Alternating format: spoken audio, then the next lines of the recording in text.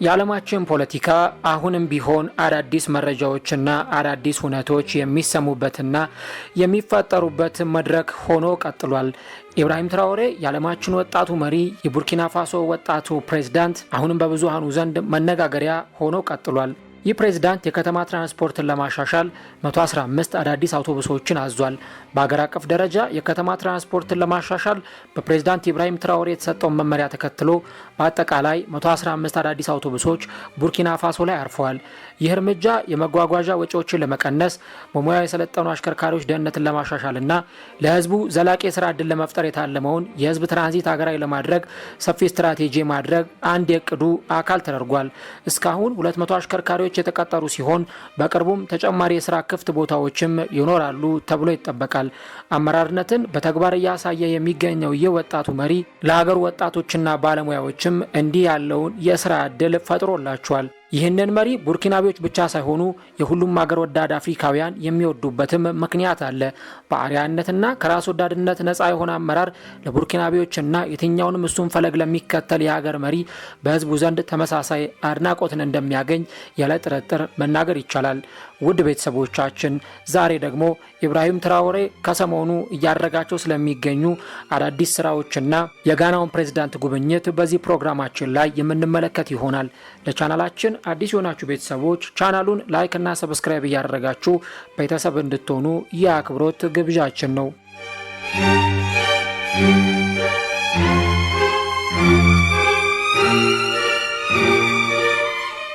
ፕሬዝዳንት ኢብራሂም ትራኦሬን በተመለከተ አሁንም አዳዲስ ጉዳዮች ቢነሱም የወጣት መሪ ግን አንገቱን ደፍቶ መስራቱን ቀጥሏል። ፕሬዝዳንት ጆን ድራሃማኒ ማሃማ ኢብራሂም ትራኦሬ በጋና አክራ በምርቃቱ ላይ ስለተገኙ ለማመስገን ወደ ቡርኪና ፋሶ ልባዊ ጉዞ አድርገውም ነበር። በሁለቱ የምዕራብ አፍሪካ መሪዎች መካከል ጠንካራ የሆነ ወንድማማችነት ማሳያ ነው ብለው ብዙዎች የገለጹት ጉብኝቱ ከማሃማ ጥልቅ የሆነ ምስጋናንም ያስከተለ ነበር። ቡርኪና ፋሶና ጋና አንድ ናቸው። ስለዚህ እዚህ ለመምጣት ምንም ምክንያት አያስፈልገኝም፣ በፈለኩት ጊዜ መምጣት እችላለሁ ማሃማ ከጉብኝቱ በኋላ የሰጡት አስተያየት ነበር። በሁለቱ ሀገራት መካከል ያለውን የጠበቀ ትስስር ምን ያክል እንደሆነ እሳቸውም ተናግረዋል። አፍሪካዊ ትውፊት በተለይም ደግሞ ወንድም ሲያደርግህ ምስጋናን እንደሚያስከትልም ጭምር። ነገር ግን በአፍሪካ ባህልና ስርዓት ወንድም መጥቶ መልካም ነገር ቢያደርግልህ በማግስቱ ጠዋት መጥተህ ታመሰግነዋለህ ሲሉም ተደምጧል። በዚህ ዓመት መጀመሪያ ላይ የተከናወኑትን ሁኔታዎች በማስታወስ ማሃማ የጉብኝታቸውን ዓላማ ሲገልጹ ባለፈው ዓመት በጋና ምርጫ አድርገናል። እናም እኔ ፕሬዝዳንት ሆኜ ተመረጥኩ። ወንድሜ መጥቶ በምርጫው ሰሞን እንዲገኝ ግብዣ አቅርቤለት ነበር እና የሚያደርገውን ሁሉ ትቶ ወደ ኢንቨስትመንት መጣ። እርሱም ሲሄድ መጥቼ አመሰገንኩት። ጥሪያችንን አክብሮ ስለመጣ ላመሰግነው እሻለሁ ሲሉ ነበረ እኚህ ፕሬዝዳንት የተናገሩት። ረዥም ውይይት አድርገናል። እናም የጋራ ጉዳዮችን በተመለከተ የተወያየን ይመስለኛል ሲሉም ንግግራቸውን ቋጭተዋል። እሳቸው በተመረጡበት ጊዜ ከ30 በላይ የሀገር መሪዎችና ሹማምንቶች የተገኙ ሲሆን ይህም በአህጉር አፍሪካ የጋና ቁመና ምን ላይ እንዳለ በደንብ ቁልጭ አድርጎ ያሳየ ነበር። ከተገኙት የአገር መሪዎች መካከል የቡርኪና ፋሶ ፕሬዝዳንት ኢብራሂም ትራኦሬ መሆናቸው ደግሞ በጋና ትልቅ ደስታን ፈጥሯል። የእሱ መገኘት ዲፕሎማሲያዊ ብቻ አልነበረም፣ እያደገ ላለው የመላው አፍሪካ ትስስር ምሳሌም ጭምር ነው። ታዲያ እኚህ ፕሬዝዳንት ከኢብራሂም ትራኦሬ ጋር ከተገናኙ በኋላ ነበር ኢብራሂም ትራኦሬ 115 አዳዲስ አውቶቡሶችን የማዘዛቸው ጉዳይ የተሰማው። በሀገሪቱ ውስጥ ያሉትን ችግሮች ለመቅረፍና እየተካሄዱ ባሉ ስራዎች ላይ የተለያዩ ማሻሻያዎችን ለማድረግ አሁንም ይህ መሪ ጠንክሮ መስራቱን ቀጥሏል። ይህ በእንዲህ እንዳለ ግን አሁንም ቡርኪና ፋሶን የሚያሰጓት ነገሮች እንዳሉ እየተሰማ ይገኛል። መዘናጋት አያስፈልግም፣ በእኛ በኩል ጥርጣሬ አይግባችሁ ሲል የተናገረው ካፕቴን ትራኦሬ የቡርኪና ፋሶ የደህንነት ሚኒስትር በበኩላቸው ይህም መንግስት ለማስወገድና ሀገሪቱን ዳግም ሙሉ ለሙሉ ለመቆጣጠር ዝግጅቶች እየተደረጉ እንደሆነ መረጃው ደርሶኛል ብለዋል። ወጣቱ ፕሬዝዳንት ኢብራሂም ትራኦሬ ደግሞ እንዲህ ይላል። የምዕራባውያኑን ቀመርና ፍላጎት እናውቀዋለን። በተፈጥሮ ሀብት የበለጸገ ሀገር እያለው የተራበውና ስራ ያጣው ወጣት ኃይላችን ባህር እያቋረጠ ለመሰደድ ሲሞክር የሚያልቀው አልቆ የተረፈው ወደ እነሱ ሀገር በመግባት ጉልበቱን በርካሽ ለመሸጥና የእነሱን ፍርፋሪ ለመቀላወጥ ይገደዳል። ከእንግዲህ ይህ የዘውትር ተግባራቸው ሊሳካ የሚችለው እኛ ከተዘናጋን ብቻ ነው። ነፃነታችንን ሌሎችን ለምነን አይደለም እጃችን ያስገባ ነው። መቼም ቢሆን ከጭብጣችንም አይወጣም። መዘናጋት አያስፈልግም። በእኛ በኩል ጥርጣሬ አይግባችሁ።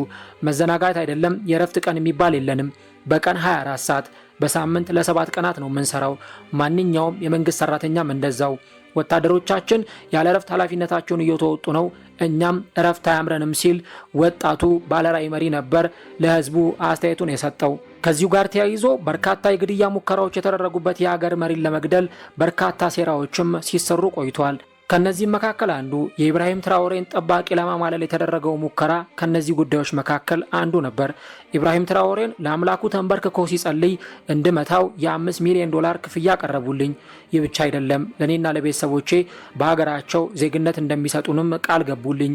ይህንን ጥያቄ ውድቅ ማድረግባቸው አልመሰላቸውም ነበር ይላል የኢብራሂም ትራኦሬ ጠባቂ። ለነሱ ብር ከሰብአዊነት በላይ ነው። እኔም ራሴን ጠየቅኩት። 5 ሚሊዮን ዶላር የጥፋተኝነት ስሜቴን እስከ መቃብሬ ድረስ ይሸፍንልኛል?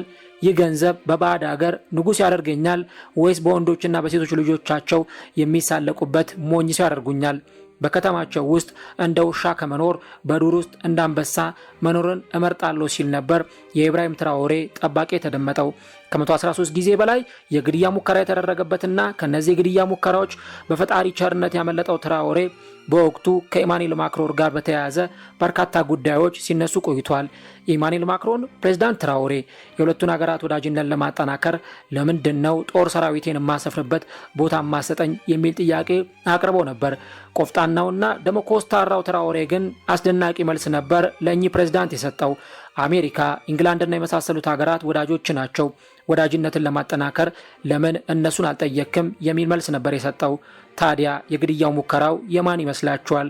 መልሱን ለእናንተ ተው ነው።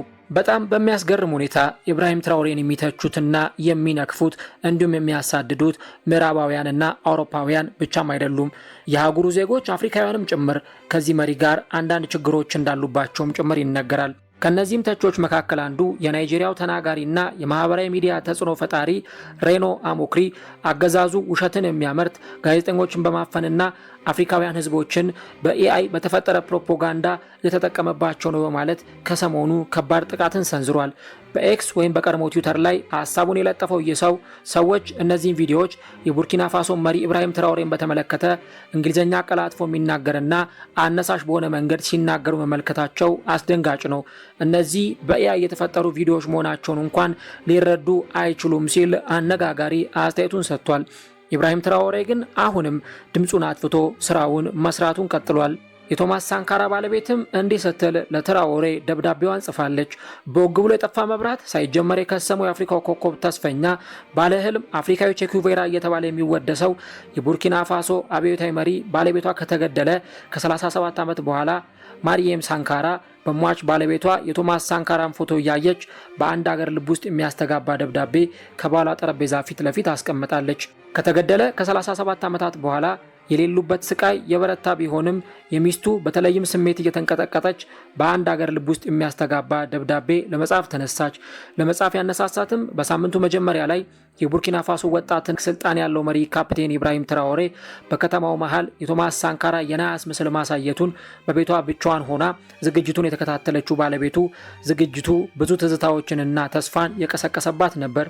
አሁን ከብዙ 10 ዓመታት ዝምታና ግዞት በኋላ ለካፕቴን ትራኦሬ ይህንን ደብዳቤ ለመጻፍ ወሰነች። የምስጋና የማስጠንቀቂያና የተስፋ መልእክቱ እንዲህ ሲል ነበር ደብዳቤው የሚጀምረው። ውድ ካፕቴን ትራኦሬ፣ ለቶማስ ስለሰራለት ሐውልት ስሰማ አለቀስኩኝ። ከሐዘን የተነሳ ሳይሆን በደስታ ላደረግከው በሙሉ የምጨምረው ቃል የለኝም። ቃላቷ ከልብ የመነጨ ቢሆንም በፍቅርና በመጥፋት ጥላ ውስጥ ያሳለፈውን የህይወት ዘመን ተናግራለች። ለዓመታት ያለፈችበትን ሁኔታም ገልጻለች። እንደ አውሮፓውያን አቆጣጠር በ1987 ሳንካራ ከተገደለ በኋላ ስሙ ከህዝብ ቦታ ተሰርዟል፣ መጽሐፎቹ ተቃጥሏል። እናም ቡርኪና ፋሶ ፍትሐዊና ቀና የሆነች ሀገር የመመስረት ራዕይ ስልጣኑን በተቆጣጠሩ ሰዎች ሞኝነት ነው ብላለች። የዚህ ሴት ደብዳቤ ለቶማስ ክብር ብቻ ሳይሆን የጋራ ህይወታቸውንም በደንብ የሚያሳይ ነበር። ቶማስ ሳንካራ እንደ ፕሬዝዳንትነቱ ሁሉ ሀገሩ ቡርኪና ፋሶን የቅኖች ምድር በማለት ሰይሟቸዋል። ነገር ግን ያም ቢሆን ብዙም ሳይዘልቅ የተቀጨው ይህ ታላቁ መሪ ቶማስ ሳንካራ ከሱ በኋላ የተነሳ አብዮተኛ መሪ እንደሆነ ኢብራሂም ትራኦሬ ይነገርለታል። ይህ ሰው በአሁኑ ሰዓት በጣም ከሚወደዱና ብዙ ትኩረትም እየተሰጣቸው ከሚገኙ የሀገር መሪዎች መካከል አንዱ ነው። ፕሬዝዳንት ኢብራሂም ትራኦሬም ከዚህ በኋላ አንድ አዲስ ነገር ያደርጋል ተብሎ ይጠበቃል። እንደ ኢብራሂም ትራኦሬ አስተሳሰብ ከሆነ በሀገሪቱ ፍትሃዊ ምርጫ እንዲደረግ ይፈልጋል። ህዝቡ የፈለገውን ሰው እንዲመርጥና ወደ ስልጣን መንበሩ እንዲያመጣ በዛም በፍትሃዊና በዲሞክራሲያዊ ምርጫ ህዝቡ እንዲተዳደርና አሁን የተጀመረው የለውጥ መንገድ እንዲቀጥል ይፈልጋል። ህዝቡ ማንን ሊመርጥ ይችላል? አነጋጋሪው ጉዳይ ነው። ነገር ግን አሁንም የህዝቡ ቀልብና ሐሳብ ያለው አንድ ሰው ላይ ብቻ ነው። እሱም ኢብራሂም ትራኦሬ ላይ። ምርጫ ቢደረግና ህዝቡ እንዲመርጥ እድል ቢሰጠውም ሊመርጥ የሚችለው እሱን እንደሆነ ይጠበቃል። የዛ የምርጫ ጊዜ ግን ለብዙዎቹ አዲስ ትንግርትን ይዞ ይመጣል ተብሎ አይጠበቅም። ምክንያቱም በምርጫውም ቢሆን ሊመረጥ የሚችለው በመላው አፍሪካና በሀገሩ የቡርኪና ፋሶ ዜጎች ዘንድ እየተወደደ የሚገኘው የቡርኪና ፋሶ መሪ ኢብራሂም ትራኦሬ ስለሆነ ብቻ ነው።